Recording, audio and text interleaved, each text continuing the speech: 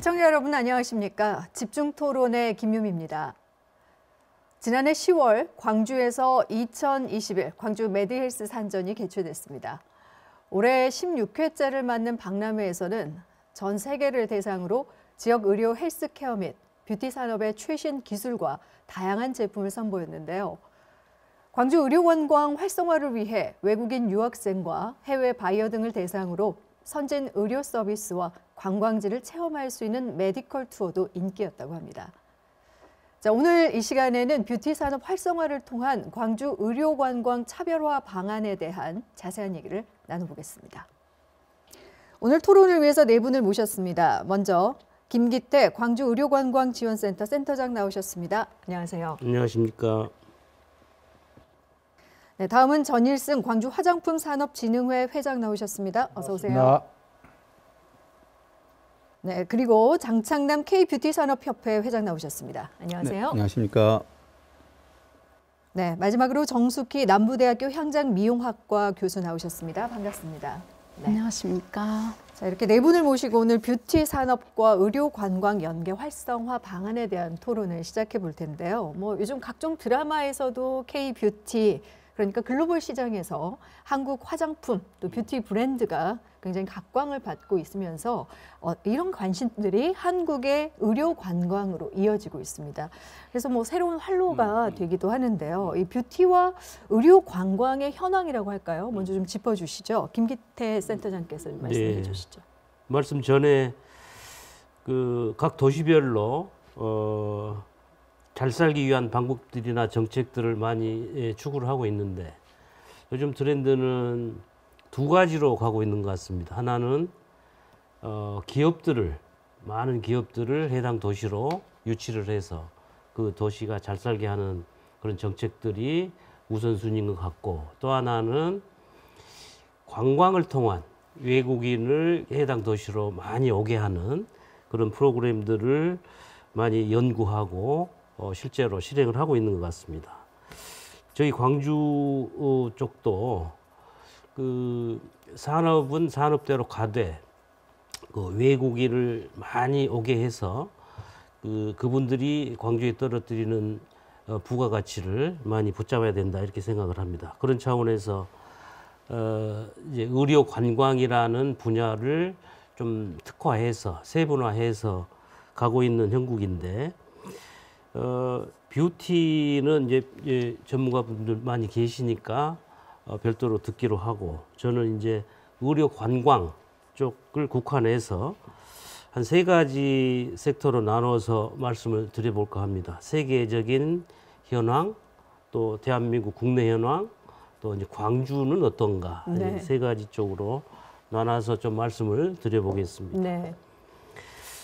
지금 맥킨지 보고서라는 보고서가 그 세계 의료 관광을 알 수 있는 지표들을 이제 발표하는 보고서인데, 그 보고서는 두 가지 흐름으로 분석을 합니다. 하나는 코로나19 이전 상황, 그다음에 코로나19 이후 상황을 두고 이제 예측을 하는데, 코로나19 이전은 시장 규모가 한 3,300조 정도 되는 걸로, 그 시기는 2025년 정도까지 세계 의료관광 시장 규모가 확장될 것이다, 이렇게 이제 예측을 하고 있고, 그 성장률도 평균 1년 평균 한 25% 정도 성장률을 기록할 것이다, 이렇게 이제 이야기를 했었고, 또 앞으로 한 10년 정도 되면은 세계 인구의 한 4% 정도가 내가 살고 있는 곳을 떠나서 내 몸을 치유하고 정신적인 건강을 회복하고 증진하는데 도움이 될 만한 나라를 찾아서 출국을 한다, 이렇게 이제 예측을 한 적이 있습니다. 네. 코로나 상황 전입니다. 그런데 2019년부터 코로나19가 이제 저희 확산되고 있지 않습니까? 이제 그 이후로는 그 예측은 빗나갔죠. 그래서 이제 오히려 이제 75% 정도 이렇게 줄어드는 그런 상황에 직면해 있고요. 대한민국 국내 상황도 비슷하게 가고 있는 것 같습니다. 지금 코로나19가 발생하기 전이 2019년도 어떻게 보면 대한민국의 의료 관광은 피크 최고치라고 지금 역대 최고치를 기록하다가 이제 꺾이고 있는 건데요. 네. 2009년 이제 한 10년 전쯤 상황을 보면 한 6만 명 정도 외국인 환자가 입국을 했다고 해요. 그런데 이제 2019년 10년이 지난 후에는 어느 정도 이렇게 오르게 되냐면 한 49만 7천 명 정도니까 한 8배, 9배 정도 이상 이제 성장을 하고 있던 중이었는데 코로나19가 이제 덮쳤던 것이죠. 그래서 이제 2020년 그 잠정적으로 집계한 걸 보면은 11만 정도로 이제 줄었다고 합니다. 그래서 이 코로나 상황으로 이제 타격을 입긴 합니다만 여전히 이제 그에 대한 대비는 필요하다 이런 상황이고, 그래서 이제 그 의료와 뷰티 산업과의 연계를 이제 좀 살펴보는 시간이기 때문에 그 나라별 또 진로 과목별로 분포가 어떤지를 한번 살펴볼 필요가 있다고 보는데요. 한국을 찾는 외국인 환자는 가장 많은 나라가 중국입니다. 네. 포션을 보면 한 32% 정도. 그다음에 일본 13%, 미국 한 11%. 그 외에 이제 러시아 쪽, 북방, 그 CIS 국가라고 하죠. 그 소련 연방에서 독립한 국가들, 카자흐스탄, 우즈베키스탄 이런 나라들이 이제 순서로 들어오고 있고요. 진료 과목을 보면은 내과, 몸이 아파서 이제 내과 쪽에 아프신 분이 19% 정도, 성형외과 쪽에 한 15% 정도, 피부과 14% 정도, 건강검진, 산부인과 이런 정도로 이제 분포가 돼 있는데 네. 여기서 보시면은 이제 뷰티 산업과 관련해서 데이터를 보면은 성형과 피부 쪽이 전체 포션의 한 29.7%니까 30% 정도는 예뻐지거나 또 이렇게 그 성형을 목적으로 또 피부 케어를 위해서 대한민국을 찾고 있다. 이렇게 이제 볼 수가 있습니다.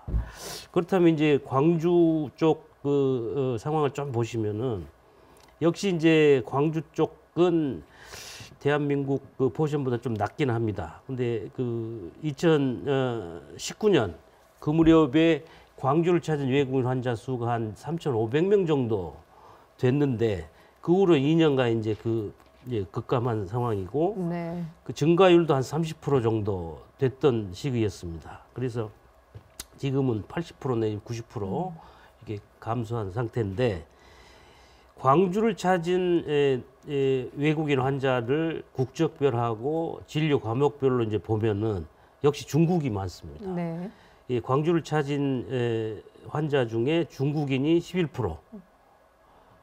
그 진료 과목은 피부과나 성형외과 쪽이 많고요. 그 두 번째가 이제 러시아 쪽이 한 9.2% 정도. 여기는 북방 쪽은 확실히 내과나 검진, 건강 검진이 많습니다. 그 다음에 이제 우즈벡, 카자흐스탄 이런 순서고, 몽골, 베트남 이런 순서고요. 또 이제 중국하고 베트남 쪽은 성형이나 건강 검진 쪽이 포션이 많습니다. 그렇기 때문에 광주에서도 역시 중국하고 베트남 쪽에서 오신 분들은 성형이나 뷰티 목적의 사람들이 많았다. 이렇게 이제 볼 수가 있습니다. 이 전체적인 상황을 보시면 알겠지만 이 과거의 의료 관광은 주로 이제 실제로 몸이 많이 아픈 중증 환자들, 내과나 또 외과 쪽에 다리가 아프거나 또 아이를 갖고 싶은데 아이를 갖지 못한 그 난임 그 부부들이나 이런 분들이 이제 그 좀 포션이 높았는데 점점 지금은 두 발로 이렇게 건강하게 걸어오는 외국인이 많아졌다는 얘기입니다. 그래서 광주는 그런 분들을 외국인 환자를 이렇게 주목을 해야 되고 네. 그분들이 무엇을 원하는지 그 데이터를 보시면은 스킨케어나 화장품이나 뷰티 이런 쪽에 관심이 있다는 걸 알 수가 있습니다. 네. 30% 이상 차지하고 있기 때문에 지금 뭐 뷰티 산업협회 회장님이나 화장품 산업협회 회장님 또 교수님 나와 계시지만 앞으로 광주는 의료 관광 중에서도 뷰티 산업 쪽을 유심히 봐야 되고 광주에 그런 분들을 매력적으로 다가오게 할 수 있는 프로그램들이 나와야 할 때다. 이렇게 봅니다. 그렇군요. 네. 의료 관광 시장의 성장 추세를 코로나 이전과 이후에 이제 변화를 좀 살펴주셨고, 특히 이제 뷰티 산업과 의료 관광 산업적인 가치에 대해서 설명을 해주셨는데요. 자, 들으시고 전일승 회장께서도 좀 덧붙여서 한 말씀 해주시죠. 사실 살아가면서 건강에 대한 개인의 선호도는 누구나 부족함이 없을 정도로 관심에 있고, 네. 의료적인 혜택을 받고 난 다음에 어떤 피부 관리라든가 내 몸의 어떤 건강 관리, 뷰티에 관련돼서는 누구나 관심을 갖게 돼 있습니다. 그런데 과연 이제 광주에서 의료하고 뷰티하고 어떻게 연결할 것인가에 대한 것들이 가장 큰 관건이 되겠고요. 네. 지금 현재 우리나라의 뷰티 산업의 현황은 보건사회진흥원에서 발표한 자료에 의하면 한 5년 동안 10% 이상 성장을 하고 있고, 우리나라 국내 생산의 한 16조 3천억 정도 규모가 되고 있고, 2000년도 코트라 자료에 보면 2020년도 이미 한국 화장품이 수출이 세계 3대에 접어들었기 때문에 네. 그만큼 한국 화장품이 이게 이제 그 K-뷰티가 인정을 받고 있기 때문에 이걸 광주에서도 과연 의료하고 어떻게 접목을 할 것인가에 대한 고민을 우리가 다양하게 할 필요가 있지 않겠냐는 생각을 합니다. 네. 뭐 화장품 뷰티 산업은 말씀하신 것처럼 고부가가치 문화 산업이자 사실은 이제 수출 유망 산업으로 한류와 함께 더불어서 대표적인 수출 하나의 품목으로 손꼽히고 있다라고 말씀해 주셨는데요. 뭐 연장선상에서 그렇다면 이 뷰티와 의료 관광의 연계 필요성이라고 할까요? 기대 효과 등은 어떤 것들이 있을지 장창남 회장께서 한 말씀 더 해주시죠. 조금 전에 그 말씀하셨던 전일승 회장님이나 김기태 센터장님의 어떤 그 전반적인 뷰티 환경에 대한 또 의료 환경에 대한 기반은 교육 지표 나와 있는 내용들인데요. 이게 전체적인 흐름 추세를 보면은 우리가 한 10여 년 전에 K콘이라는 K-팝이 처음 스타트가 통해서 시작이 됐었습니다. 근데 이 시장을 통해서 K콘이 스타트가 되면서 같이 동승으로 성장했던 게 K-드라마죠. K-드라마가 지금 이제 오징어 게임 최근에 아주 전 세계적인 드라마가 됐지만 그 전에서부터 여러 가지 우리가 프로그램들이 해외에 수출되는 경향이 되게 많았었습니다. 특히 이제 중국 같은 경우에는 우리 프로그램을 벤치마킹해서 가져가는 경우도 되게 많았고요. 지금 뭐 여러분이 잘 아시다시피 전 세계 해외에서 방송 매체를 통해서 우리 프로그램들을 많이 가져가는데 그게 활성화되다 보니까 자연스럽게 많은 사람들이 관심을 갖게 되고 특히 젊은층들이 관심을 갖는 분야가 따라하기입니다. 따라하기. 네. 즉 아이돌 따라하기, 또 한국에 있는 문화 따라하기가 지금 주도적으로 끌고 들어왔는데 그걸 저희가 유심히 찾아보면은 그 사람들이 따라하기를 하면서 가장 선호하는 부분이 바로 이제 이 뷰티나 성형적인 부분입니다. 그래서 그런 것들이 저희가 어떻게 보면은 한국에서는 사드 전과 사드 후로 지금 중국의 시장에서는 크게 분리가 되어 있는데요. 그러니까 사드 전에는 엄청난 수요가 이제 의료 건강 한국에 들어왔었죠. 그 이후에 이제 많이 줄어든 추세였는데 그러한 것처럼 그런 컨텐츠, 방송 컨텐츠에 대한 개발들이 좀 선호가 되면은 앞으로 더 많은 그런 기대치가 더 나오지 않을까 하는 저 개인적인 생각입니다. 네. 자, 정숙희 교수께서는 어떻게 보시는지요? 네. 의료 관광이 뷰티와 함께 여러 가지로 융합하고 협업을 했을 때 이제 전 세계적으로 저희 이제 그 대한민국이라는 국가에 대한 어떤 그 홍보가 이제 제대로 될 수 있겠죠. 이제 그런데 이제 저 같은 경우에는 이제 코로나19 이제 위드 코로나가 돼버렸기 때문에 네. 과거의 이야기보다는 앞으로 이제 우리가 어떻게 그 산업을 이끌어 나가고 그 준비하고 발전할 것인가를 고민을 해야 된다고 생각합니다. 그래서 이제 저희 그 디지털 뉴딜 사업이 2019년도부터 그 문재인 대통령께서 또 이렇게 발표를 하셨고 그에 대응하는 모든 산업에서 디지털 뉴딜 사업에 뛰어들었었는데요. 저희 이제 의료하고 뷰티도 디지털로 나아가야 된다고 생각을 합니다. 그래서 의료도 이제 그 원격 의료가 돼서 전 세계인에게 원격으로 또는 디지털로 뭐 활성화를 시킬 수 있다고 생각하고요. 뷰티 또한 이제 다양한 유튜브들 있잖아요. 크리에이티브들, 인플루언서들 이러한 방법으로 저희 지역은 물론이고 전국 그리고 이제 각 세계적으로 저희 이제 K-팝을 통해서 이제 유명한 우리 K-뷰티를 살리고 또 K-의료와 함께 그렇게 디지털로 나아간다면 훨씬 발전 가능성이 있다고 저는 생각합니다. 네. 네. 자, 뷰티와 의료 관광 전반에 대해서 그 발전 가능성에 대해서는 네 분 모두 이제 공감을 해 주셨는데, 그렇다면 이 뷰티와 의료 관광을 이게 연관성을 우리가 이제 어느 정도 가능한지 그 연관성에 대해서 좀 더 이야기를 좀 더 구체적으로 나눠보고 싶습니다. 먼저 그 전일승 회장께서 한 말씀 해주시죠. 사실 화장품하고 의료하고는 뗄래야 뗄 수 없는 관계거든요. 과거에도 사실은 존재했었어요. 용어를 안 썼을 뿐인데 우리가 산업재해나 교통사고를 당해서 가장 기본적인 치료를 끝난 다음에는 처음에는 그 기능을 살리는 데 초점을 맞췄다면 병원에서 마지막 단계에서는 사실 성형을 좀 해서 온전한 신체 구조로 다시 만들어줘야 되는 거거든요. 이제는 그런 시대가 지나서 그건 당연히 하는 거고 이제는 좀 더 아름답게 좀 더 자신감 있게 표현을 하고자 하는 건데 이런 거에 발맞춰서 사실 화장품도 코스메디시컬이라는 이제 화장품하고 의약품의 합성을 하는 이 산업이 발달하고 있어요. 그래서 의약품, 의약예품, 화장품 이제 경계가 서서히 허물어져서 이런 부분들이 이제 의료하고 직관적으로 연결되어 있는 지금 상황으로 가고 있습니다. 그래서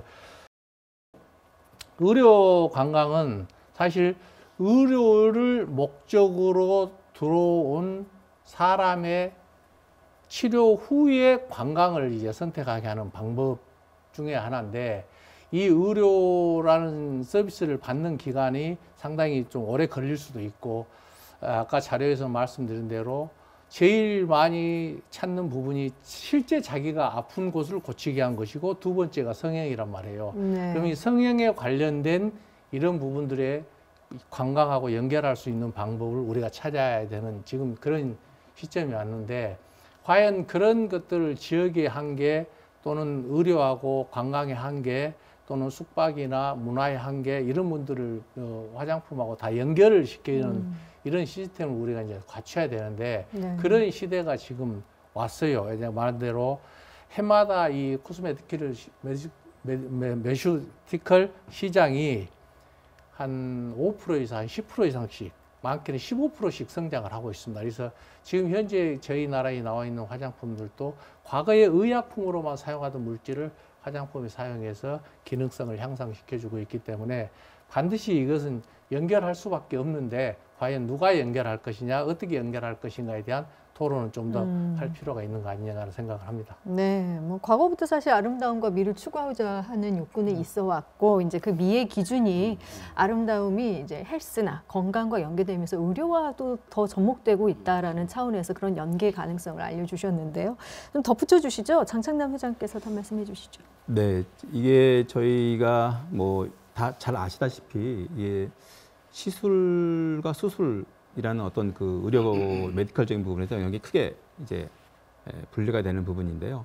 최근에는 수술이라는 어떤 그 양약 수술이랄지 수술에 대한 어떤 큰 수술 위주로 많이 그 우리 메디컬 시장이 형성이 많이 됐었습니다. 네. 네, 근데 최근에는 큰 수술이 많이 줄어들고 있습니다. 최근에는 뷰티라는 뷰티 시술 쪽으로 지금 많이 집중되고 있고요. 그러다 보니 뷰티 시술에는 당연히 제일 중요한 게 사후 관리입니다. 그래서 원래 우리가 뷰티에 그 여러의 그 샵들, 뭐 헤어부터 시작해서 피부, 네일, 이런 메이크업 이런 여러 가지 샵들이 있는데 그런 샵들이 가지고 있는 그 샵들의 원장님들의 가진 노하우들이 있거든요. 그런 노하우들 중에 메디컬로 연결시킬 수 있는 것들 되게 많습니다. 네. 그래서 그런 것들을 어떻게 잘 접목시키느냐가 되게 중요하다고 생각을 합니다. 그래서 사후관리 프로그램을 뷰티가 어떻게 진입을 해서 그 사후관리 프로그램과 기존의 뷰티 시술과 접목시킬 수 있는 접점을 잘 발견하고 찾아낸다 그러면 특히 우리 이제 광주라는 특화된 지역에서 이런 것들을 도전을 하고 프로그램화를 시켜서 교육화시키고 간다 그러면 시장성이 훨씬 더 늘어나지 않을까. 특히 해외에서는 이런 그 시술을 받고 갔을 때 그 해외에 있는 어떤 그 유행하는 거에 의해서 스스로 사후 관리를 하거든요. 근데 네. 그러다 보니 문제점도 좀 생기고 있어요. 그래서 그런 것들을 사전에 의료 쪽에 뷰티가 조금 더 들어가서 그런 사후 관리 프로그램을 뷰티 부분의 영역을 조금 더 의료 쪽에 받아들여서 그것들을 시장성을 좀 만들어가면은 또 새로운 시장이 나오지 않을까라는 저는 생각을 하고 있습니다. 네, 뭐 말씀 중에도 우리 광주가 이런 시장성을 갖추는데 좀 노력할 필요성이 있다라고 얘기를 해주셨기 때문에 뷰티 의료 관광과 관련해서 그렇다면 우리 지역이 갖고 있는 어떤 강점이라고 할까요? 특화되어 있는 부분들이 그러면 있을지 궁금합니다. 김기태 센터장께서 한 말씀 해주시죠. 저희가 이제 관광을 이야기를 하고 있는데요. 네네. 이제 의료 쪽으로 이제 좀 범위를 좁혀서 말씀을 나누고 있습니다. 네네. 일반 관광이든 뷰티 관광이든 의료 관광이든 광주가 경쟁력이 있지는 않습니다. 이제 아주 그 초보적이거나 경쟁력을 찾기가 쉽지 않은 게 사실이죠. 예를 들면 아까 이제 회장님께서 서울 강남 쪽은 이제 돌아다니는 사람들이 대부분 이렇게 케어를 받고 나서 이렇게 표시가 있는 사람들이 돌아다닐 정도로 코스프레 하듯이 돌아다닐 정도로 많다고 하죠. 대부분의 뷰티나 의료 관광은 수도권이 이렇게 먹다시피 하고 있죠. 네. 그래서 저희가 이제 의료 관광 쪽으로 좀 범위를 축소해서 생각해 보면은 광주의 강점이 뭐 없을까? 있더라고요. 뭐냐면은 여러분들 잘 그 느끼지 못하고 살아왔을 수도 있는데 이게 인구 100만 명 기준으로 했을 때 병상 수가 가장 많습니다. 대한민국에서 광주라는 도시가 병상 수가 1등이고요. 네. 또 그 MRI 장비 이런 거 요것도 인구 100만 명당 기준으로 봤을 때 1등입니다. 또 10,000명 기준으로 봤을 때 인구 10,000명 기준으로 봤을 때 의사 수와 간호사 수가 1등입니다. 그리고 좀 더 구체적으로 말씀을 드리면은 뉴스위크라는 잡지 있죠. 미국의 시사 잡지에서 2년 연속 전남대병원을 대한민국 최고 병원으로 선정을 했습니다. 올해도 네. 포함이 돼 있고요. 그럴 정도로 그 의료 기술이 높은 수준에 있고 또 난임을 전문으로 한 그 병원이 있는데요, 광주에. 그 병원은 몽골 울란바토르에 광주에 있는 그 병원 이름 그대로 병원을 문을 열었을 정도로 난임에 관한 한 세계적인 수준을 갖고 있죠. 의료 기술이 높다는 그 강점이 있고요. 또 아까 이제 서울 쪽 이야기를 말씀을 드렸습니다만 이 전남 광주 쪽이 그 의사들이 공부도 잘하고 그 대학 갈 때 보면 점수 높고 그러지 않습니까? 그래서 광주가 의료 기술은 최고 수준이지만 타 도시에 비해서 비교적 싼 편이다. 강점일 수가 있죠. 네. 이런 거를 이제 활용을 하면은 우리가 이제 타 도시와 경쟁할 수 있겠다 해서 이제 의료 관광을 시작을 하고 있는데 네. 그거 갖고는 충분치 않죠. 네. 충분치 않습니다. 그래서 이걸 바탕으로 해서 이제 좀 더 의료 관광을 세분화할 필요가 있겠다. 그 중에 이제 외국에서 들어오는 환자들의 그 취향을 살펴봤더니 스킨케어랄지 안티에이징이랄지 늙어가기 싫으니까요. 그다음에 아까 이제 제일스 회장님께서 말씀드렸던 그 흉터가 있거나 상처가 있는 부위를 한국의 광주의 의사들한테 맡기면은 말끔히 치료해 준다. 그것이 이제 어떻게 보면은 뷰티와 의료 기술이 접목된 메디케어라고 볼 수가 있죠. 이제 그런 걸 할지.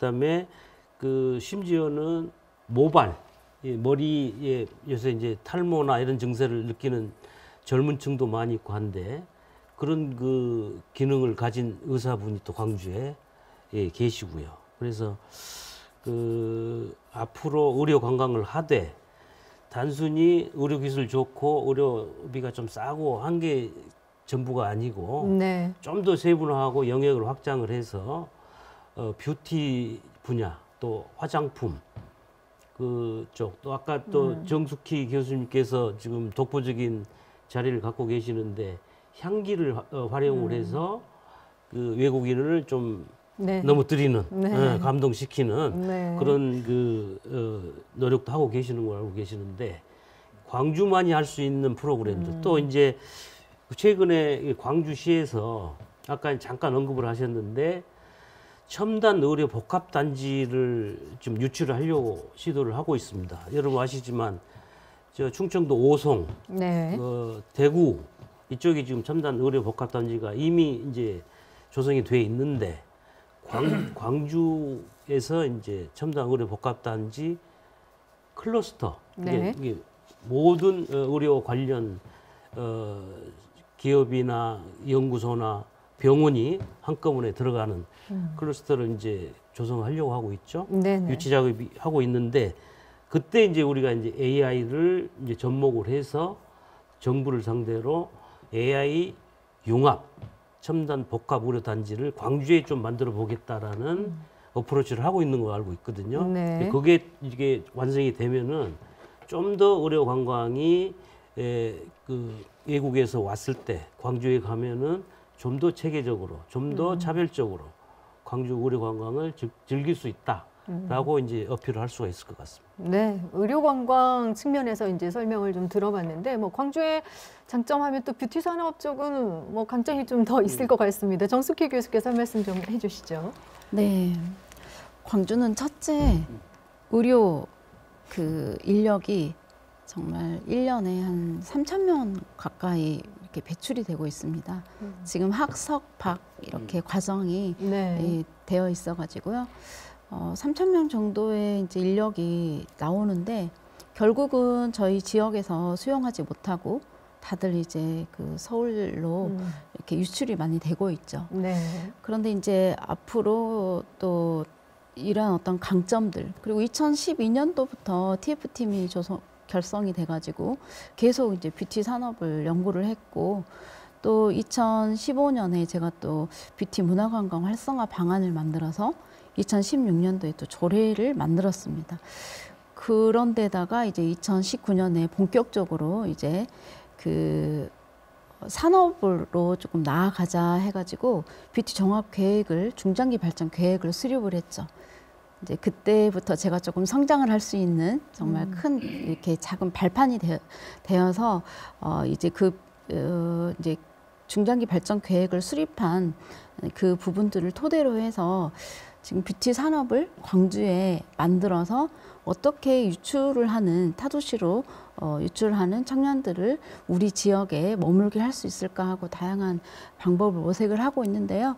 이렇게 우리 광주가 뷰티 산업에 관심도 많고 저보다 이제 선임이신 그런 뷰티 서비스 분야에 계시는 그런 이제 명장님들 그리고 서비스로 뭐 40년, 50년을 일을 해오고 뭐 리더를 해오셨던 분들이 정말 무건하고 변함없이 뷰티를 사랑하고 지속적으로 꾸준히 해오셨기 때문에 이제 저희 같은 경우에는 그렇게 이제 열심히 밑바탕을 닦아놓은 것들을 바탕으로 해서 이제 국가 정책 산업에 맞춰서 저희가 이 다양한 뭐 서비스 산업 그리고 화장품 산업 이 부분들을 그리고 이제 의료와 접목을 해서 이제 정책적으로 저희 광주가 지원을 받을 수 있도록 기획하고 지속적으로 정부의 문을 두들겨서 정말 산업을 하나 만들어낼 수 있는 그런 포부를 지금 갖고 있습니다. 분명히 잘 될 것 같고요. 네. 네. 그리고 이제 그 의료가 정말 이제 뭐 그 전국에서 많은 의료진들의 기술력은 이미 이제 전 세계가 인정을 한 것 같아요. 그리고 저희 이제 뷰티 서비스 중에서도 광주가 할 수 있는 것들은 그렇게 이제 대학도 전국의 대학의 수 그 교육 그 기관이 1위입니다. 19개, 광주 전남에서 19개로 이제 1위가 되고 있고, 교육이 사실은 가장 이제 기본이죠. 그래서 이렇게 의대와 또 뷰티 관련한 이런 학과의 교육이 먼저 바탕이 또 되어 있고요. 굉장히 기반이 되어 있는 인프라가 아주 좋습니다. 그래서 앞으로 굉장히 긍정적으로 생각을 하고 있고요. 중요한 것은 이제 서비스업에서 이제 꾸준히 변함없이 이제 그 정말 떠나지 않고 이렇게 밑받침을 해온 그런 이제 그 미용업에 계시는 그런 그 분들의 노고를 수고를 조금 이제 그 열 수 있는 그러한 토대를 산업적으로 만들어내는 것이 우리 광주가 할 일이고, 그렇게만 된다면 의료 관광은 정말 활성화될 수 있지 않을까 이렇게 생각을 하고 있습니다. 네, 뷰티와 의료 관광의 발전의 기반은 이제 광주가 마련돼 있다라고 이제 보고 계시는데요. 사실 어떤 분야의 산업이 활성화되기 위해서는 규제라든지 뭐 정부의 정책적 지원도 필요한 것이 사실입니다. 그래서 혹시 한국의 뷰티 관련해서 법과 조례 이런 조항들이 뭐 현황이 어떻게 되어 있는지 궁금한데요. 관련해서 전일승 회장께서 좀 살펴주시죠. 약사법에서 화장품법이 떨어져 나오면서 화장품법, 화장품법 시행령, 화장품법 시행규칙을 적용해서 사용을 하고 있습니다. 하고 있고, 2000년도 7월 달에 이게 이제 분리돼서 수차례 이제 그 개정 또는 시행규칙 변경을 해서 현재 이루고 있고, 그래서 이 법은 제조 또는 수입 또는 판매 이게 다 통틀어서 적용을 받고 있고, 현재 이 법에 따라서 화장품을 적용해서 법을 가지고 있는데요. 그동안에 이제 국가에서 그러면 화장품 K-뷰티가 이만큼 성장했는데 별도의 어떤 근간이 좀 마련돼야 되지 않겠냐라는 생각에서 K-뷰티 미래 화장품 육성 방안이라는 그 관계부처 회의를 하고 있습니다. 그래서 그 관계부처는 보건복지부, 식약청, 중소벤처부 또는 환경부, 그다음에 문화체육관광부 이렇게 5개 부처에서 만들어서 하는데, 그게 이제 골자가 뭐냐면 첫째는 기술 개발, K-뷰티가 더 활성화돼서 기술 개발이 되고, 두 번째는 규제 개선. 지금 현재 화장품법이 약사법에서 떨어져 나와서 화장품법으로 별도로 만들어졌지만 과거의 법이 그대로 있고 세계 시장은 변해 있는데 따라가지 못하니까 규제 개선. 그다음에 K-뷰티가 좀 더 활성화돼서 지금 세계 3대 수출 대국으로 올라갔는데도 불구하고 수출 지원에 중소기업은 좀 턱없이 부족하다. 그래서 수출 지원. 그다음에 이게 이제 저희 나라의 그 화장품은 지금 현재 제조의 전체 비중의 선도기업 2개 업체가 한 60% 정도를 차지하고 있습니다. 그래서 그걸 전체적으로 많은 제조업체가 골고루 성장할 수 있는 산업 인프라 조성, 이렇게 5가지를 정도로 해서 육성을 지금 하고 있는데, 아마 화장품 산업 육성법이라는 법이 새로 생기면서 아마 지원하지 않을까라는 생각을 하고 있습니다. 네, 덧붙여서 김기태 회장께서도 좀 설명을 해주시죠. 저는 그 광주시가 뷰티 산업을 어떻게 보고 있는지 살펴볼까 합니다. 조례가 만들어져 있더라고요. 조례가 9월 29일 날 제정 공포가 돼가지고 한 2달 됐나요? 이제 막 이렇게 광주시가 직접적인 관심을 갖고 있구나라는 걸 알게 됐는데, 광주시 뷰티 산업 진흥 조례가 이렇게 만들어져 있습니다. 그렇다면 특히 이제 국가적인 거는 이제 법률로, 지방자치 차원에서는 조례로 이제 정책을 추진하는 근간을 마련하고 있는데, 광주시에서는 이 조례를 통해서 그 크게 2가지로 이렇게 그 육성을 할 생각이 있던데요. 하나는 뷰티 산업을 키우는 쪽의 시각, 또 하나는 그 뷰티 산업을 토대로 뷰티 관광을 활성화시키려는 시각을 갖고 이 조례를 제정을 했더라고요. 그래서 이 조례를 보니까 아까 이제 전일승 회장께서 말씀하셨다시피 그 뷰티 산업을 키우기 위해서는 기업들이 성장을 해야 되기 때문에 그 기업들이 성장할 수 있는 기술 개발 지원을 한다거나 중소기업 차원에서 이게 자금을 지원하거나 융자 보증하는 그런 걸 비롯해서 이제 뷰티 산업을 이제 유인하는 이제 관광 차원으로 이제 키우려고 하는 네. 프로그램도 갖고 있던데요.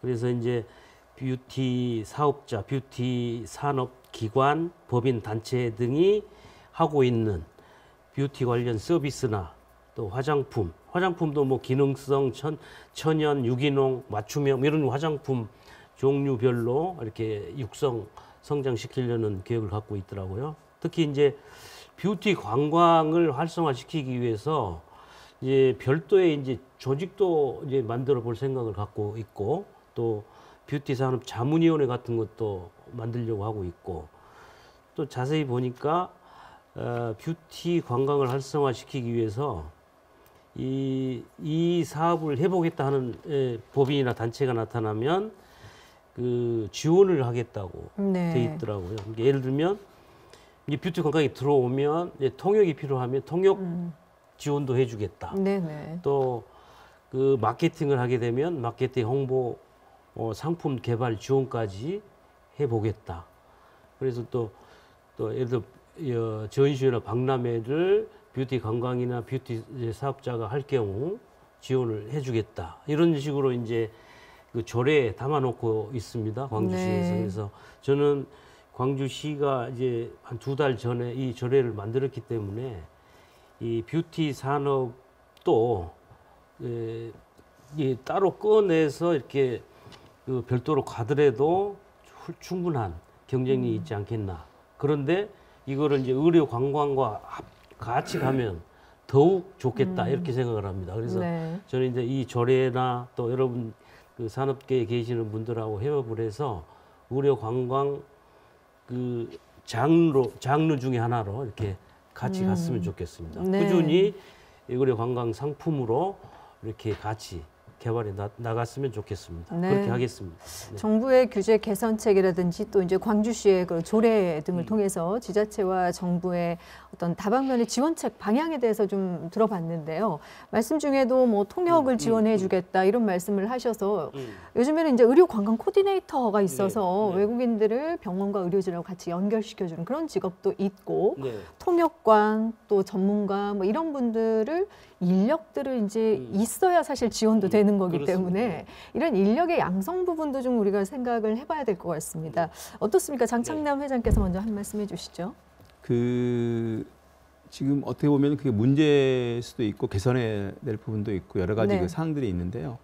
특히 이제 우리가 말하는 코디네이터의 역할은 병원에서 이제 상담실장의 역할을 한 부분에 포함되어 있습니다. 즉 이제 해외에서 어떻게 보면 환자를 모객해서 데려온 친구들이 있고요. 그 친구들을 통해서 병원에 오면은 그 병원에서 발을 들어오는 순간에서부터 코디네이터 역할이 들어가는데 그 상담실장들이 이게 이제 이런 거죠. 환자들의 의견을 충분히 듣고 환자들의 의견을 통해서 이제 어떤 식으로 시술을 할 것인가에 대해서 가이드라인을 해주는 부분인데 네. 그런 부분들이 좀 제대로 된 교육이 안 된 상황에서랄지 또 자기의 어떤 그 우중이 많이 들어가서 환자가 원치 않는 시술을 하게 한다거나 네. 또 예를 들어서 그 시술을 하는 원장님과의 어떤 그 커뮤니케이션의 부분을 사전 소통이 없는 상황에서 본인이 결정을 해서 환자에게 어떤 진행을 시킨다거나 이런 것들이 비일비재하게 많이 일어났었거든요. 그러다 보니까 환자에 대한 크레임이나 환자의 스트레스가 일어나게 되고 이런 것들을 현실적으로 그 코디네이터에 대해 실장이라는 사람들에 대해서 영역에 대해서 소양 교육이나 그런 병원 자체적으로 어떤 모임을 형성을 해서 그런 직원들을 통해서 체계적인 교육 프로그램이 지금 있어야 된다고 생각을 합니다. 네. 이게 이제 각각의 병원들마다 따로따로 운영되고 있거든요. 그게 이제 의사들의 생각 또 병원의 어떤 그 생각에 따라서만 운영되다 보니까 그게 이제 일률적이고 체계적이지 못하는 거죠. 그러다 보니 잘하는 병원이 있고 못하는 병원이 있고 그래서 이게 통계적으로는 실은 못하는 병원들이 더 많은 거죠. 잘하는 병원보다는. 근데 그러다 보니 의료 건강이라는 게 지속적으로 와줘야 되는데 실은 한 곳에 집중되는 병원 위주로 가다 보니까 타 병원들이 활성화가 안 되는 현실적 어려움도 있습니다. 그래서 네. 이런 가장 중요한 현실적으로 코디네이터의 역할들을 조금 더 교육을 통해서 이 사람들이 어디까지 이 자기 역할을 해야 할 것인지에 대해서 가이드라인을 좀 잡아주고 뭐 이런 것들을 좀 더 그 현장에서 이 분들에게 아예 교육 차원에서부터 체계적으로 그게 프로그램화 된다 그러면 훨씬 더 질 좋은 서비스가 이루어지지 않을까라는 생각을 하게 됩니다. 그러니까 지금의 병원 코디네이터와는 분명 좀 달라야 된다는 말씀이시죠. 네, 전문성이 그렇죠. 있어야 된다라는 말씀이시죠. 특히 뷰티 의료 관광의 이제 소비자, 고객이라고 할 수 있는 그분들을 충분히 이해할 수 있는 맞춤형 서비스를 제공할 수 있는 전문가 양성이 이제 중요한 것이다라고 말씀해 주셨는데요. 전일승 회장께서는 어떻게 보시는지요? 사실 지금 우리가 토론하고 있는 주제가 의료 관광인데요. 광주로 유입하려면 뭐가 필요하냐라고 질문했을 때 이제 이런 부분들 통역, 네. 가이드 또는 관광, 또 문화 뭐 이런 이제 광주만의 특화된 콘텐츠를 네. 이야기하는데 그건 이제 차후에 이야기가 되더라도 우선 이게 통역이나 전문가들이 굉장히 중요한 역할을 하고 네. 사실 나는 앞트임을 하고 싶은데 앞트임이라는 것을 통역하기가 쉽지 않을 거예요.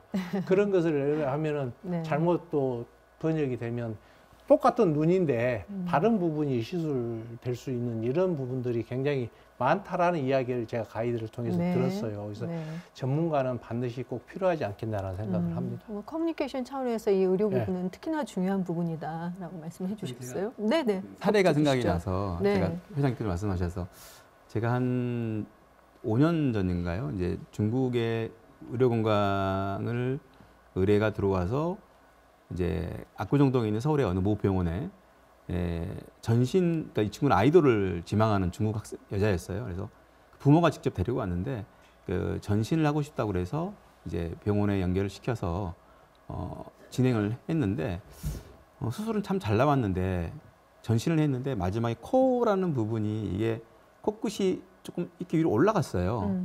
근데 이것은 실은 시간이 지나가면 이제 내려오거든요. 네. 이게 안착이 되면은.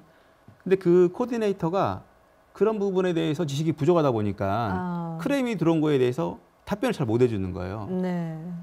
그러다 보니 이제 시술하시는 원장님 입장에서는 바쁜데 계속 뻔한 얘기인데 이것을 계속 기다린다고 그러고 계속 크레임이 들어오니까 짜증이 나는 거고 네. 그러다 보니 이게 소통이 잘 안 돼서 되게 애로사항이 많았었거든요.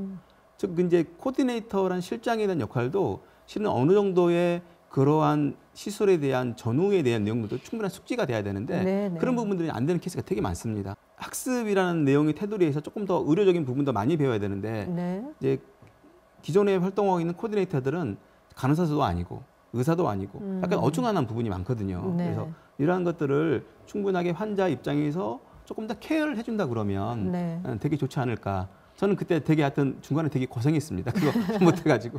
네, 의료, 뭐 언어, 또 문화 전반에 대한 지식이 그러니까 필요하다라는 말씀이신데요.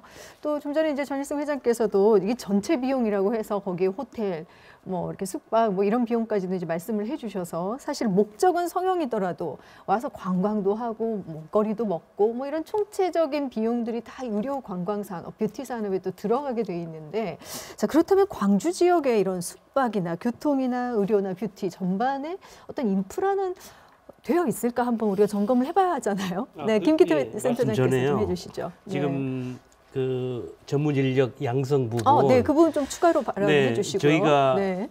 실제로 하고 있는 역할입니다. 네. 저 통역하고 의료 코디네이터를 양성하는 게 큰 업무 중에 하나인데요. 그 통역 그 양성 과정은 1년에 서너 차례 저희가 뽑아서 통역 과정을 교육을 시켜서 제가 풀로 갖고 있다가 병원에서 외국인 환자가 들어오면 요청이 들어옵니다. 그때 이제 파견해 드리는 방식으로 하나 해드리고 있고 말씀 나온 대로 이제 코디네이터는 두 가지 방향으로 교육을 시키고 있습니다. 하나는 전문화 교육이라고 해서 전문성이 떨어지기 때문에 의료 현장에서 오역을 방지한다 할지 의료 상식이 없거나 의료 지식이 없을 거에 대비해서 의료 관련된 임상 실무를 가르치죠.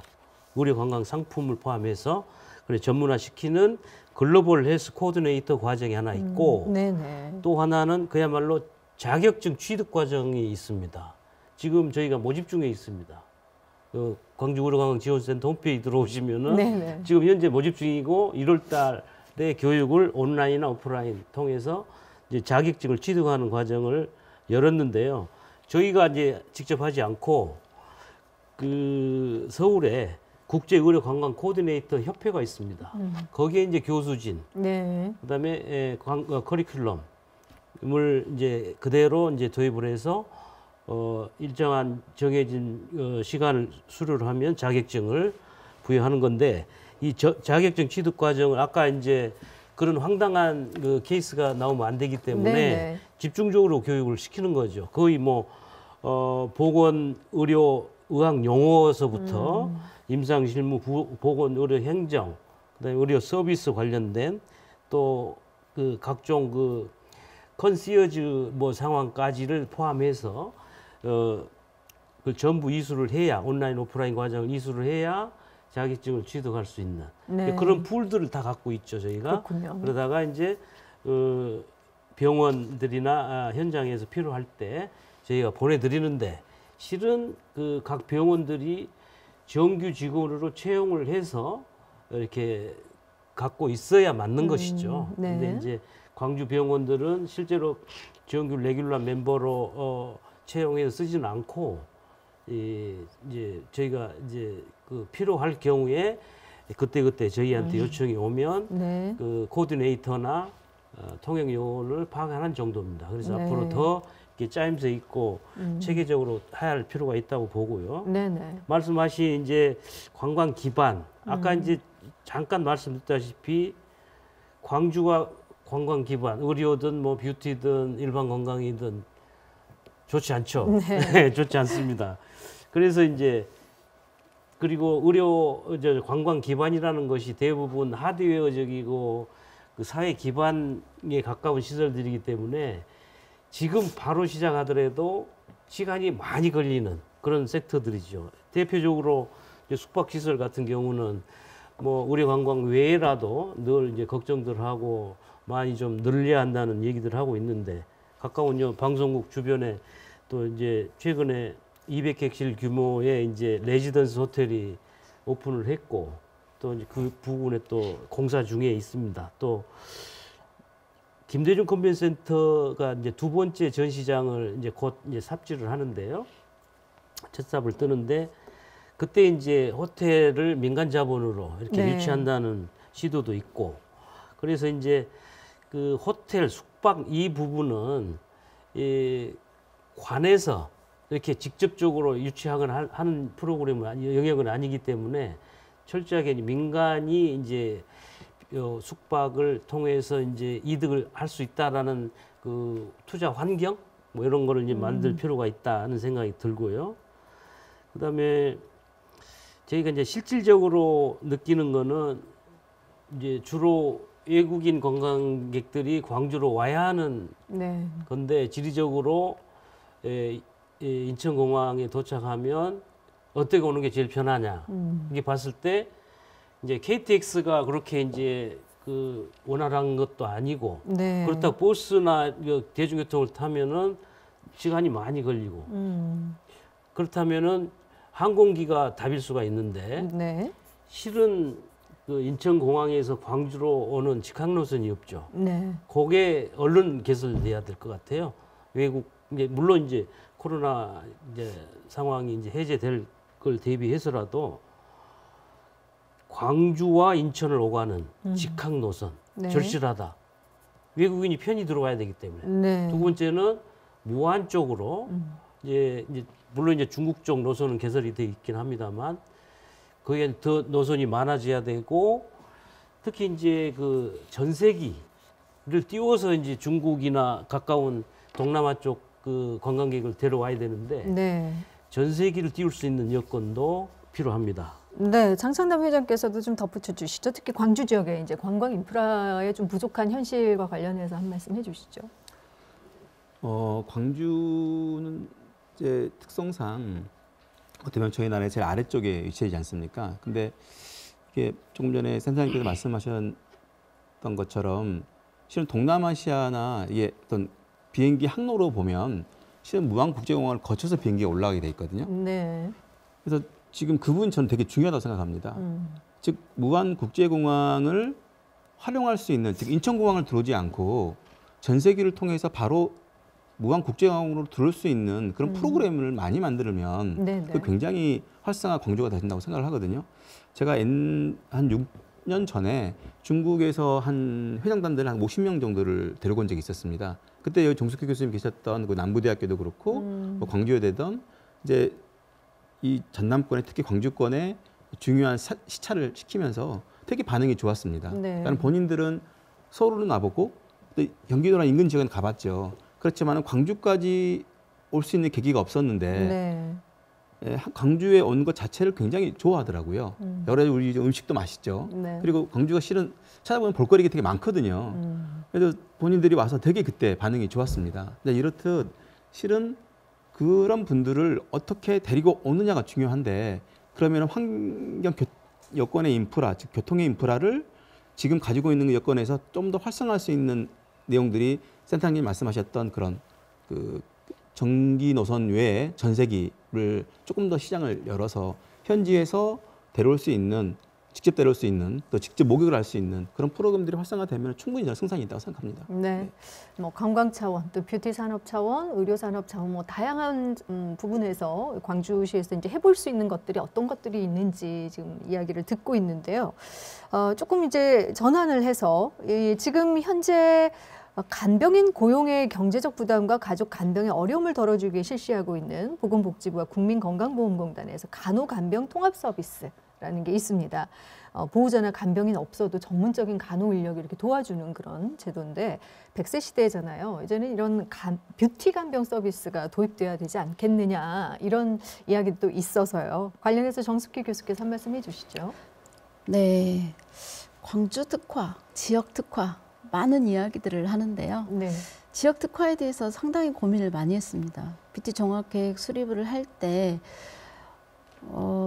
다른 지역들도 저희보다 더 빠르게 어떤 그 뷰티 산업이나 의료와 융합을 해서 그 문화관광을 이렇게 추진을 하고 있었어요. 인천이나 뭐 대구 같은 경우에는 대전 이런 곳은 그 뭐 통합 지원 센터가 그 전담 조직이 있어서 또 뷰티 산업이나 뷰티 서비스나 뭐 관광이나 이러한 것들이 다 지원이 되고 있었는데 광주가 없었어요. 그러면 이제 그런 전담 조직이나 뭐 전담 기관을 만드는 것도 사실은 기간이 우리나라는 조금 이제 체계가 있기 때문에 그 시간이 많이 걸리고 어떻게 하면 지역의 특화를 만들 수 있을까? 어떻게 하면 지역으로 사람을 오게 할 수 있을까? 광주역이 폐쇄가 되고 KTX가 광주 송정역에서 내리지 않고 또 아랫지방으로 관광을 하러 가는 그런 지금 그 광주 광역시인데 사람이 없다. 오는 사람이 없구나. 150만 인구는 정말 살고 있지만 경제적으로 너무 지금 뒤처져 가고 사람이 없다. 어떻게 하면 지역 특화를 만들 수 있을까? 얼마나 고민을 했으면 여러 번 반복을 해서 말씀을 드리는데요. 그랬을 때 저는 이제 그 힐링을 늘 생각을 해왔어요. 사람의 삶은 어떤 정신적인 것, 육체적인 것, 신체적인 것, 마음적인 것 이러한 부분들이 이렇게 좀 채워졌을 때 사람의 삶의 만족도가 좀 크겠다라는 생각을 늘 해오고 또 이런 지역 특화를 조금 이렇게 지금 만들어 가고 있는 과정인데 그 과정에 있어서는 제가 어떤 경험을 했느냐면 2001년도면 제가 아마 29 정도 됐을 거예요.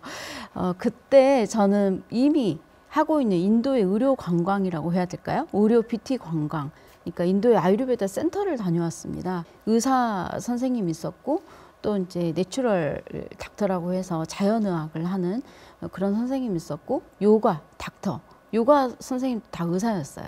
그런 선생님들이 인도에 아주 정말 많은 보유를 하고 있는 생물 자원들 그런 식물들을 다 지용성으로 뽑아내고 고우거나 해서 그 기름으로 이렇게 만들어내서 이제 사람들에게 우기 때 비가 오면 모공이 열립니다.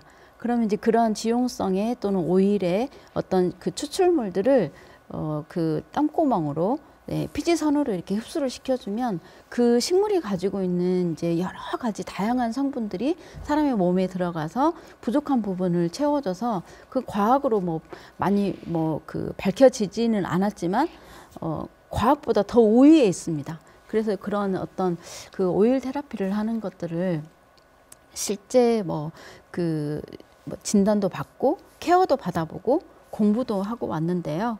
우리나라는 더 선진국인데 어떻게 이렇게 이곳에서는 독일의 기자도 볼 수 있었고 스위스의 여자 의사도 볼 수 있었고 또 미국의 작가도 볼 수 있었습니다.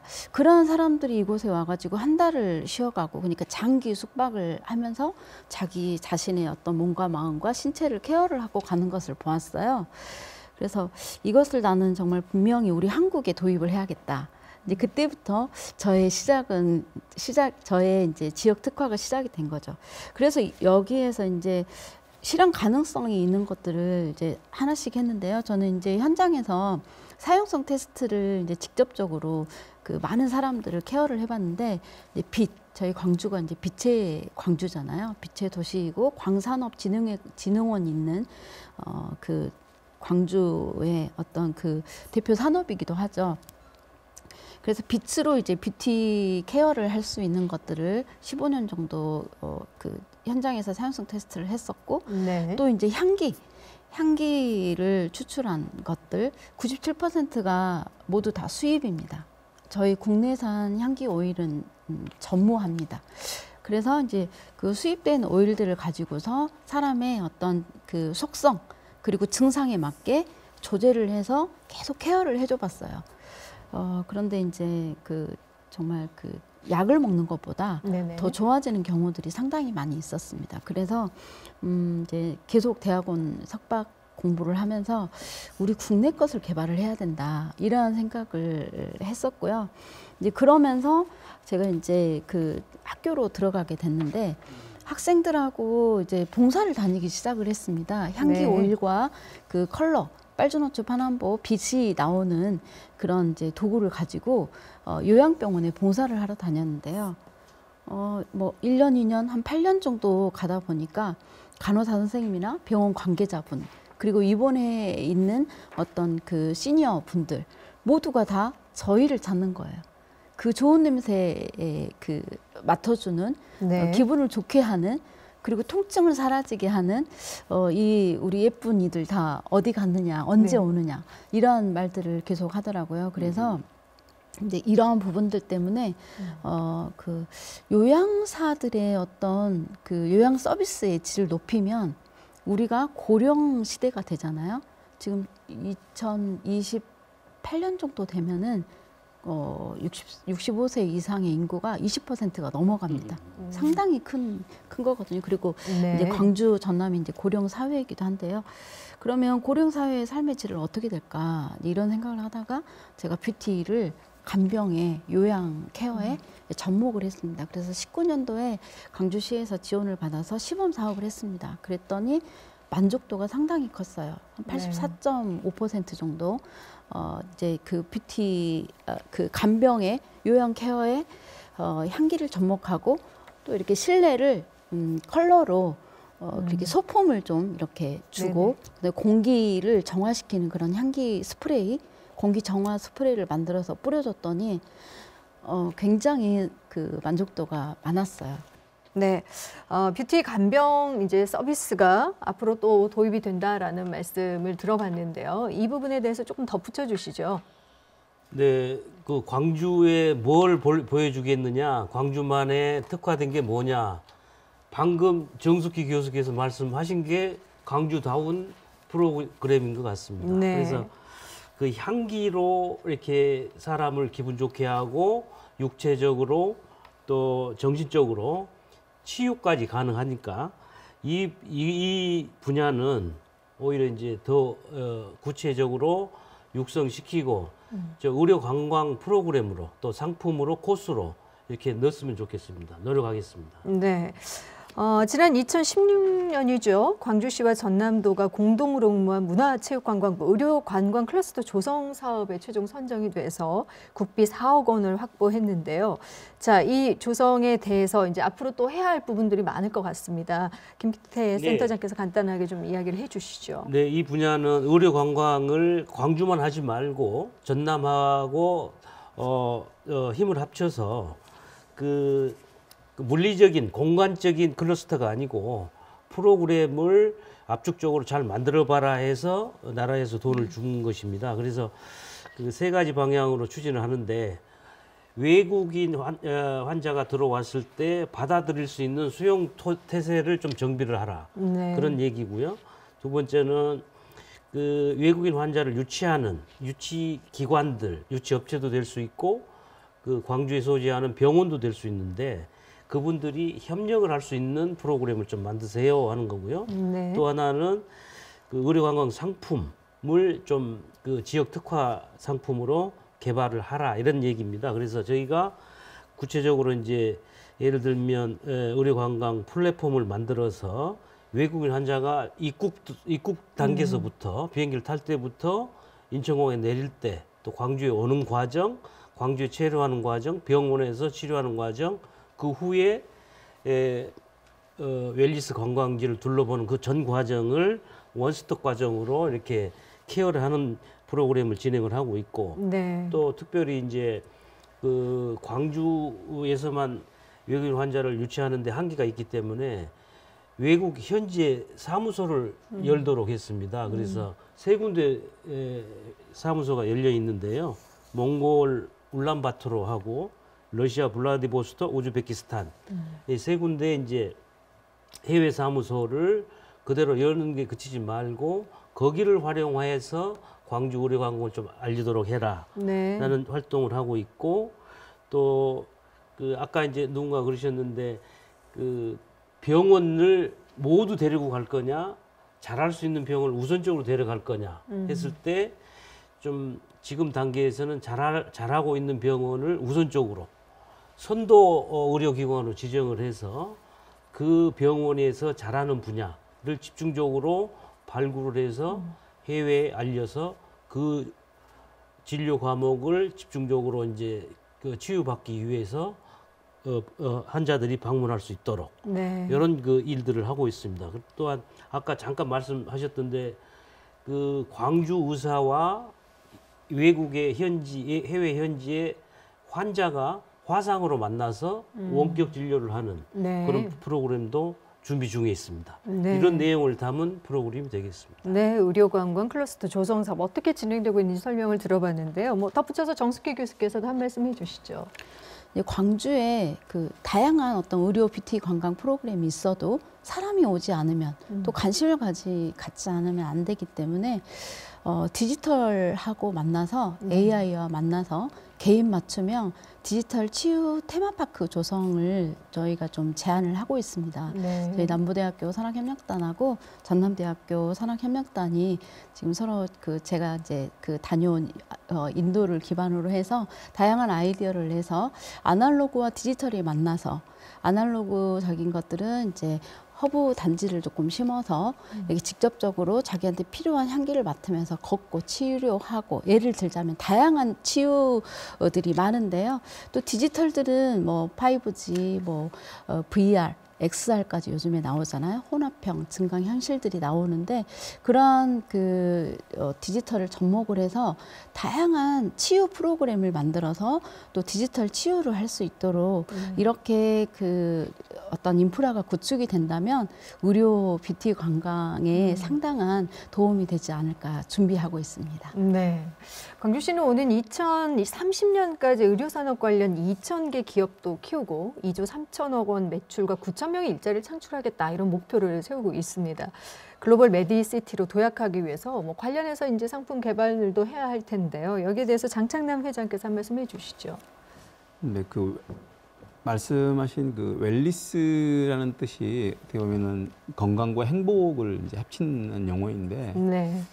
그 이게 우리들만의 그러니까 뷰티를 종사하는 사람들 또 메디컬에 종사하는 사람들뿐만 아니라 이걸 활성화하려면 저는 광주 시민 전체가 실은 노력을 해야 될 상황이라고 생각합니다. 네네. 왜 그러냐면 해외 관광객들이 왔을 때 그들을 바라보는 시선이나 또 그들에게 제공할 서비스들이 여러 곳에 많은 사람들이 퍼질 텐데 그분들에게 좋은 이미지를 되게 심어주는 게 중요하다고 생각을 하거든요.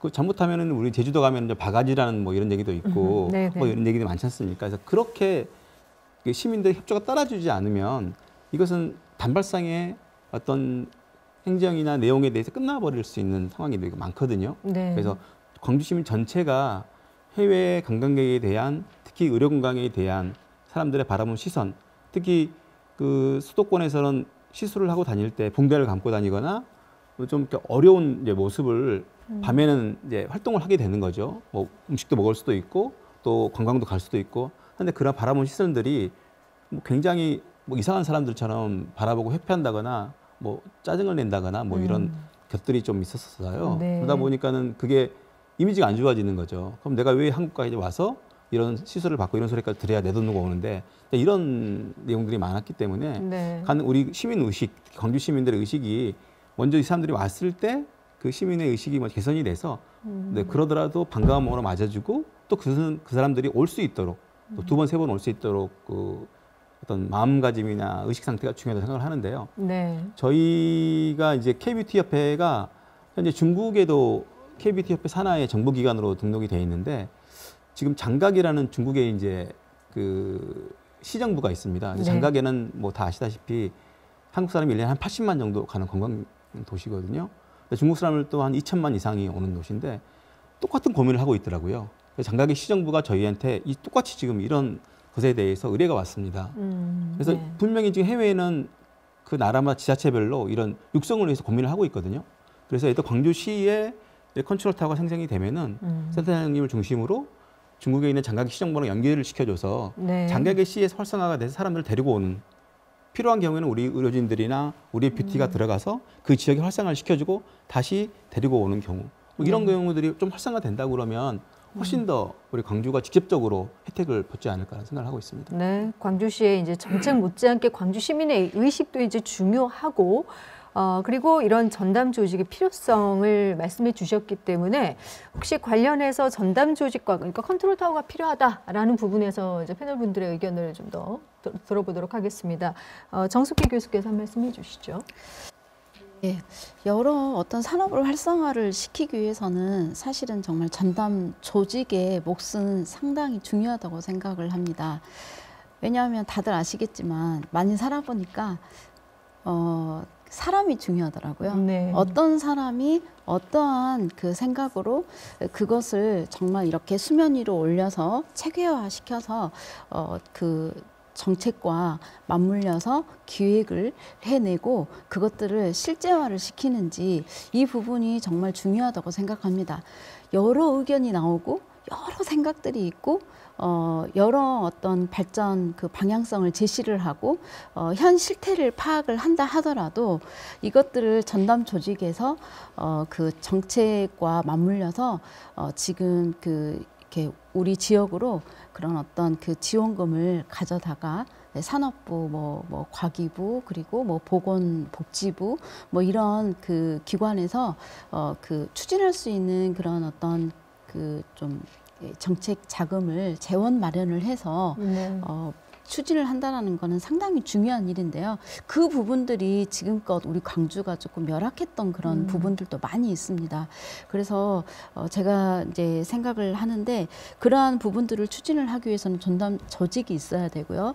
어떤 산업을 기술 사업화를 시키고 기업들이 그 경제 활성을 일으키려면 이 전담 조직에서부터 기술 사업화가 되고 또 기업들이 성장할 수 있는 구조는 누구나 다 알고 있는 구조이거든요.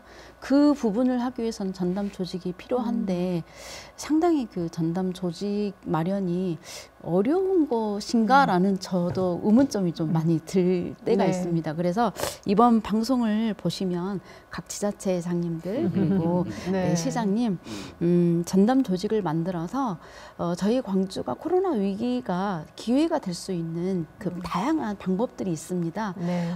이제 그 소수로 여행을 떠나고요. 1인 여행이고 그리고 가족 간의 여행으로서 정말 큰 뭐 부산과 뭐 서울과 같은 큰 호텔이 있지 않아도 저희 광주도 충분히 그 많은 사람들이 올 수 있는 그런 문화적인 관광적인 그런 그 소재가 상당히 많습니다. 그러한 것들을 시장님께서 전담 조직을 의료 관광 뷰티 전담 조직을 만들어서 각 지자체장님들께서 네. 그 를 개설을 하셔야 됩니다. 각 지자체에서 숨어 있는 어떤 관광지를 찾아서 사람들이 오게 하고 의료와 뷰티를 접목을 해서 네. 그런 기술력을 널리 알릴 수 있는 그러한 추진을 하신다면 네. 네. 광주는 좀 그 굉장한 경제 성장이 있지 않을까 하는 기대를 해봅니다. 네. 혹시 전담 조직과 관련해서 뭐 덧붙이실 말씀 있으십니까? 네. 말씀 겹치는 부분이 있을 것 같은데요. 네네. 광주가 이제 뷰티 산업으로 한번 미래에 좀 먹거리로 만들어 보겠다라고 이제 생각을 해서 9월 달에 조례까지 이렇게 만들었지 않습니까? 그 조례 내용 안에 전담 조직이 필요하겠다 이런 부분이 언급이 되어 있습니다. 네. 그래서 그 당연히 뭐 이렇게 상식적으로 아시다시피 뷰티 산업의 근간은 산업체 그 개별 기업들이 되고 그 기업들이 성장을 할 수 있는 일들을 하게 되려면은 사람이 필요하고요. 그 사람들이 일을 해서 모여서 하는 게 조직일 텐데 네. 그건 뭐 없으면 안 되겠죠. 네. 당연히 이제 필요하고요. 그래서 그 절차나 방식은 뭐 민간에서 자생적으로 만들 수도 있겠고 또 이제 지자체나 관이 중심이 돼서 관이 먼저 이끌어준 다음에 민간을 넘기는 방법도 있을 테고 그 방법이야 여러 가지 있을 수 있을 것입니다. 네. 그러나 분명한 건 뷰티 산업을 좀 미래 먹거리 첨단 산업으로 좀 더 이렇게 다듬을 그 과정에는 단단한 조직이 있어야 한다 이렇게 생각을 합니다. 네. 장찬동 회장께서 말씀해 주시죠. 그 정수기 교수님께서 말씀하셨던 그런 내용들이 되게 중요하다고 생각하는데요, 저도요. 특히 이제 광주시 입장에서 보면 광주시가 가지고 있는 실은 우리가 뷰티 쪽에서는 소재 개발이나 기초 원료 자료를 개발하는 R&D 부분이 되게 많이 미약하거든요. 우리나라 전반적으로 그렇습니다. 뷰티 환경에 대해서 대부분 이제 유럽이나 그다음에 일본 또 요즘 중국도 상당히 그 원료를 많이 가지고 있고요. 그런 어떤 자체 R&D를 통한 기초 원료 개발을 우리나라에 정말 좋은 제품들이 이제 한방 제품이나 좋은 것들이 많은데 왜 그런 게 이 뷰티 시장에 조금 더 그리고 의료 시장에 나타나지 못한지가 참 저는 의문사항이더라고요. 네.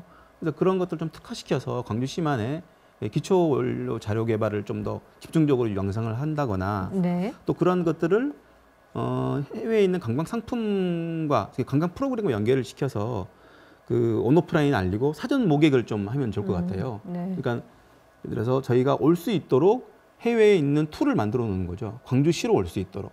그래서 우리 광주시 갖고 있는 여러 가지 아이덴티티를 우리가 조금 더 알리고 홍보해서 사전 모객이 될 수 충분히 가능하다고 생각하거든요. 네. 그래서 그런 것들에 조금 더 뭐 광주시의 시정부에 계시는 분들이나 기타에 종사하시는 분들이 조금 더 집중적으로 이 부분을 개발하면은 저는 충분히 광주가 정말 살기 좋은 도시인데 네. 그러면 좀 했으면 좋겠습니다. 네, 홍보하고 알릴 필요성이 있다라고 해주셨는데 전일승 회장께서도 홍보가 필요하다라는 부분에서 이제 공감하실 것 같습니다. 네, 말씀해 주시죠. 의료 관광을 좀 활성화를 하기 위해서 우리가 뭐가 필요한가라는 이야기를 이제 주고받는데요. 네. 사실 이제 광주시의 정부의 이제 전담 조직이 있어요. 있는데 그 인원 가지고는 의료, 바이오, 헬스, 뷰티까지 다 전담하기는 좀 부족하니 네. 인력을 좀 더 확충해서 조직을 좀 키워달라는 그런 이야기인 거고, 두 번째는 또 이제 사실 광주가 생물 자원이 많이 있는데도 불구하고 왜 안 되는가에 대한 것은 이제 우리가 산업을 제조 산업하고 서비스 산업하고 구분했을 때 네. 지금 여기서 오늘 주로 다루는 산업은 사실 서비스 산업이에요.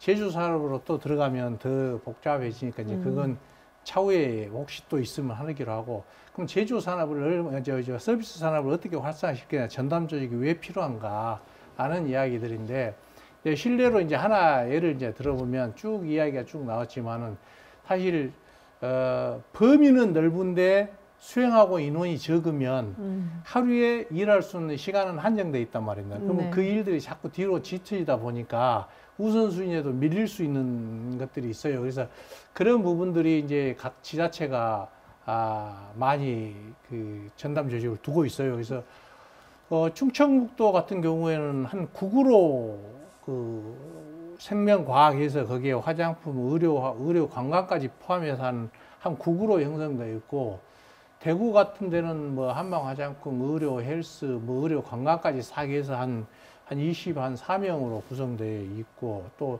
인천 같은 데도 한 20명, 뭐 원주 강원도 같은 데도 한 12명에서 하나씩 과가 다 형성되어 있는데, 네. 광역시에서 안 돼 있는 데는 이제 광주밖에 없어요, 현재. 네. 광주는 이제 한 개로 형성되어 있는데, 전담 조직으로 주라는 이야기는 그래서 하는 과정도로 좀 습격을 시켜서 인원을 확대했으면 이런 사업을 하는데 좀 수월하지 않겠나, 원활하게 되지 않겠나, 또는 다른 지자체한테 뒤처지지 않지 않겠냐라는 이제 생각들을 하게 네. 되는 과정입니다. 그래서 반드시 전담 조직은 이제 공조직회가 꼭 필요하고, 네. 그 전담 조직이 사실 이런 산업을 좀 활성화할 수 있는 계기가 됐으면 합니다. 네, 오늘 뭐 뷰티 산업과 의료 관광 연계, 뭐 활성화 방안에 대해서 네 분의 패널을 모시고 다양한 얘기를 나눠봤는데요. 오늘 미처 못한 말씀이 있거나 또 끝으로 시민분들께 당부, 또 정부나 지자체에 당부하고 싶은 말씀들이 있다면 마무리 말씀으로 듣도록 하겠습니다. 자, 먼저 김기태 센터장께서 마무리 말씀해 주시겠습니다. 네, 의료 산업이나 의료 관광이나 뷰티 산업이나 모두 근간은 의료 산업이 발전돼야 되는 거죠.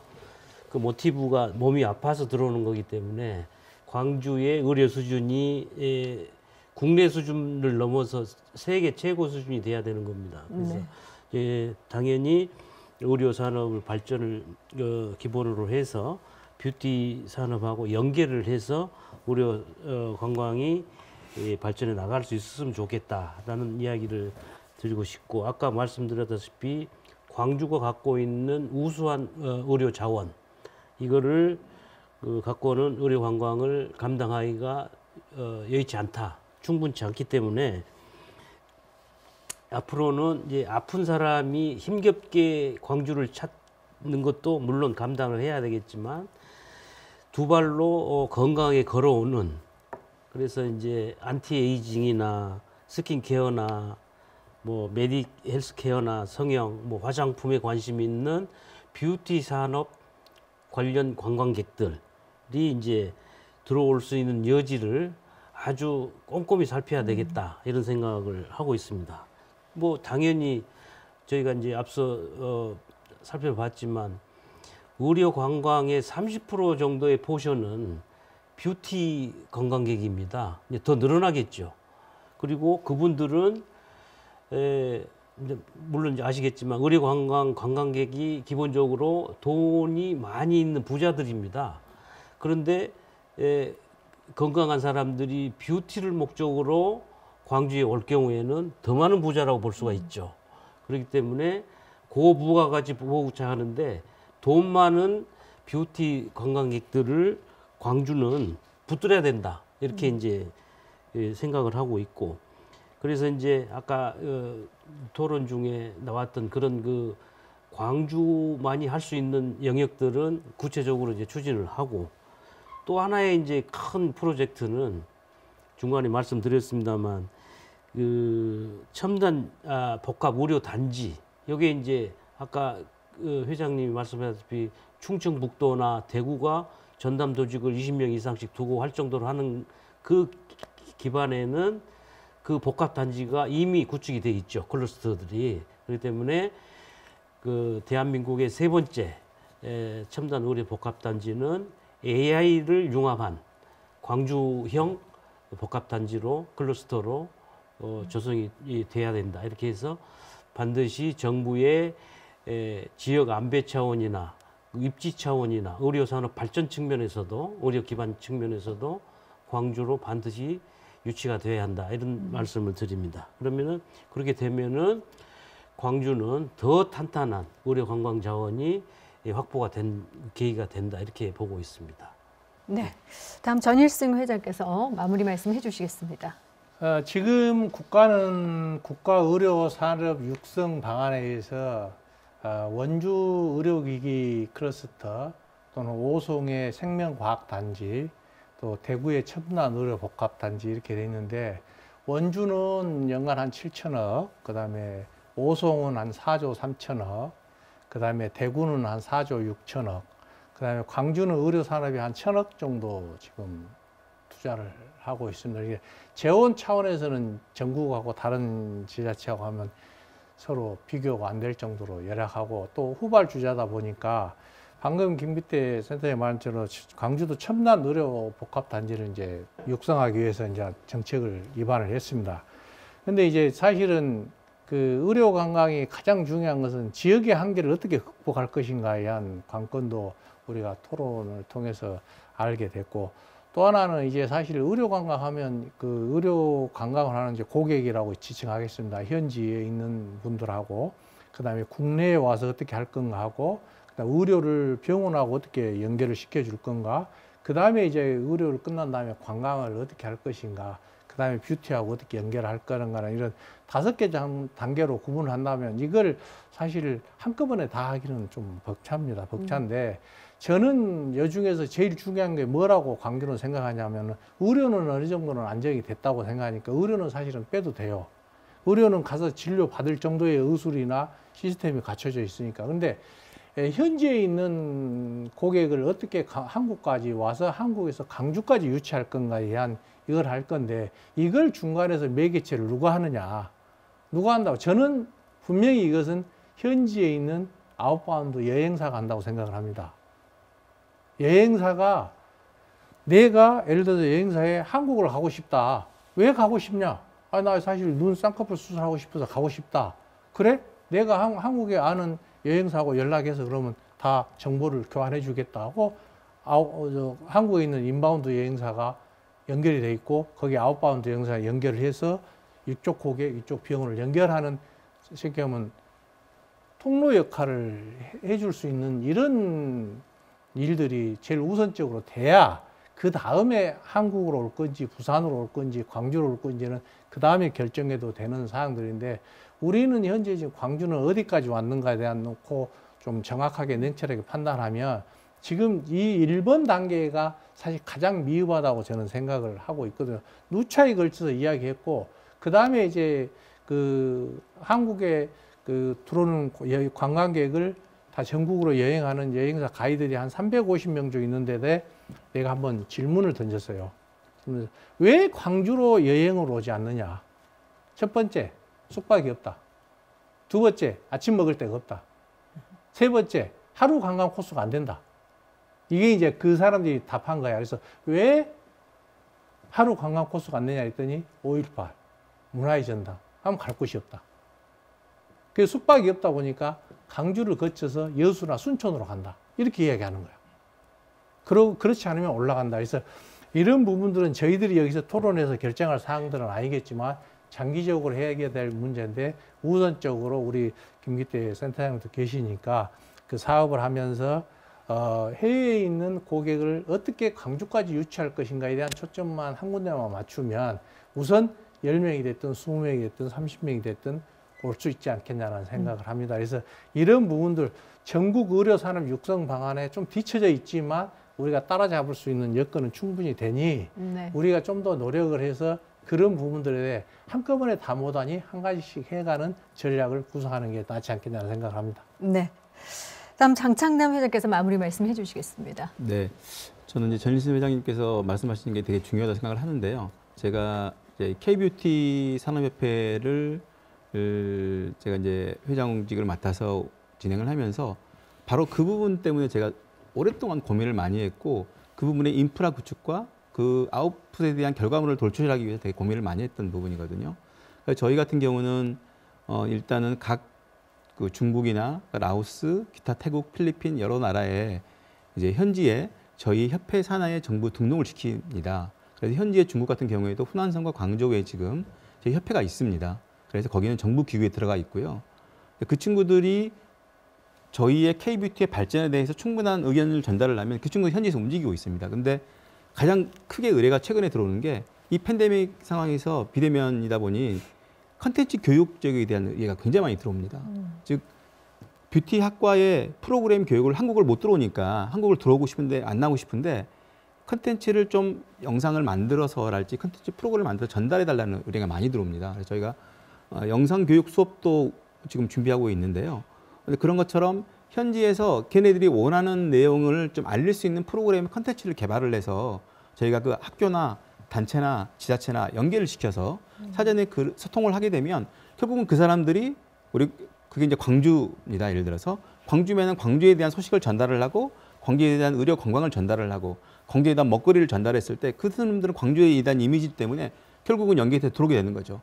그다음에 전현수 회장님 말씀하셨던 것처럼 거기에 이제 관광이라는 프로그램에 여행사와 연결이 돼서 그렇게 프로그램을 만들어서 현지 전달을 해주면 충분하게 모인다고 생각합니다. 특히 이제 중국에는 최근에 이제 수학여행이나 이런 개념들이 많이 없어져서 네. 그 광주 중국의 교육부에서 그 저희에게 의뢰가 들어온 것들 중에 이제 한국을 소개할 수 있는 그러니까 유학을 올 수 있는 또 학생들이 와서 한국에 대한 좋은 기술을 습득할 수 있는 프로그램에 대해서 안내를 해달라는 의뢰가 많이 들어옵니다. 그래서 그런 것들을 현지에서 그 정확한 내용을 전달을 해주고 그다음에 그 전달한 내용들이 끝까지 지금 광주까지 올 수 있도록 어떤 체계적인 어떤 내용들이 좀 표준화가 된다고 그러면 충분히 지금 전인수 회장님 말씀하셨던 것처럼 센터장님 말씀하셨던 것처럼 결과물이 도출할 수 있다고 저는 생각합니다. 네. 마지막으로 정숙희 교수께서 마무리 말씀해 주시겠습니다. 네. 제가 지금까지 이제 패널 분들께서 말씀하신 모든 부분들을 해결할 수 있는 그 요인들을 가지고서 한 가지로 이제 차츰차츰 하나씩 해 나가야 되니까요. 네, 일단 저는 이제 그 향기 치유 우울증을 완화시킬 수 있는 그런 그 산림청 사업으로 그런 그 VR을 기반한 프로그램을 개발을 하고 있는데요. 그걸 이제 국내산으로 그 소재를 개발을 해서 향기 치유 프로그램에 접목할 수 있는 그런 제품을 그 제재를 만드는 그 이제 연구를 하고 있는데 그것들도 이렇게 의료 건강 뷰티가 융합할 수 있는 그런 기반이 될 수 있는 어떤 특화가 될 수 있는 그런 그 사업이라고 생각을 하고요. 또 말씀하셨다시피 뭐 첨단 의료 복합 단지도 당연히 정말 광주가 와야 할 것 같고 또 거기에도 이제 치유와 화장품의 원료가 광주 전남에서 나오는 그런 자생하는 그러한 그 식물들을 사용을 해서 또 그 농촌에서 이렇게 재배하시는 농가들도 살고 또 화장품을 산업화하고 있고 이제 화장품 기업들도 원료를 우리 지역에서 나는 것들로 이렇게 원료화할 수 있어서 그러한 것들이 치유 제품이 되고 또 그 치유가 또 이제 치료 제품이 될 수 있는 거거든요. 그래서 제가 이제 그러한 그 이제 그 다양한 32가지 정도의 탱자 아시죠? 예를 들면 이제 그런 탱자들은 상당히 우울증에 그 좋기도 하지만 피부의 미백에도 상당한 좋은 효과를 나타나는데요. 그런 또 뭐 광양에서도 장흥에서 라벤더가 제조가 되기 때문에 우리 그 지역에서 나오는 그런 자생 식물을 혼합을 해서 방향제도 만들고 향수도 만들고 화장품도 만들고 약물도 만들고 식품도 만들고 맛과 먹과 흥이 있고 치유가 되는 힐링이 되는 그러한 어떤 그 융합적인 의료, 뷰티, 관광 산업이 발달이 될 수 있도록 준비를 잘 하고 있습니다. R&D 그 혁신별리 육성 사업으로 제가 그 올해는 3등을 했지만 이제 내년 5월에 꼭 이 그 향기치유 상용화 센터를 만들어서 다양한 의료와 뷰티가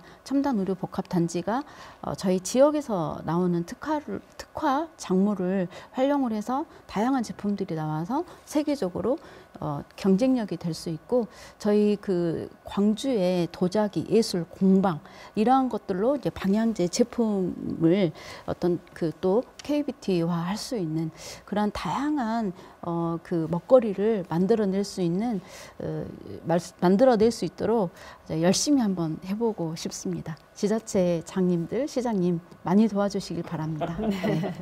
감사합니다. 네 분의 말씀 잘 들었습니다.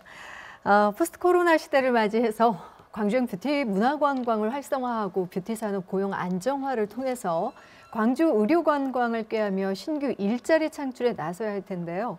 수요자의 눈높이에 맞는 차별화된 뷰티 예술 관광 상품 프로그램 개발과 운영으로 우리 지역의 브랜드 가치를 이끌어내야겠습니다.